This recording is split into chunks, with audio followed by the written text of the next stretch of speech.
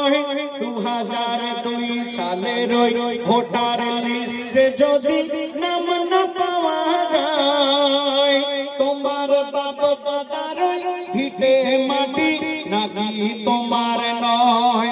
তোমার বাপ দাদার ভিটে মাটি নাকি তোমার নয়? এসআইআর নিয়ে সারা বাংলা জুড়ে আতঙ্কে সবাই। কে যাবে বাংলাদেশে, কে রবে নিজের দেশে, এটাই সবার ভয়। কে রবে বাংলাদেশে, কে রবে নিজের দেশে, এটাই সবার ভয়। আমরা মুসলমান, আমাদের বাপ দাদা 14 পুরুষ যাদের কবর আমাদের মহল্লার মধ্যে আছে, আমরা নাকি ভারতবাসী নয়, আমরা নাকি বিদেশি।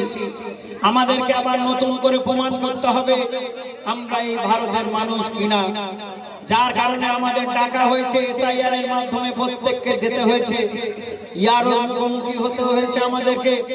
আমরা নাগরিক কিনা প্রমাণ করতে হবে। আমাদের বাপ দাদা 14 পুরুষ যারা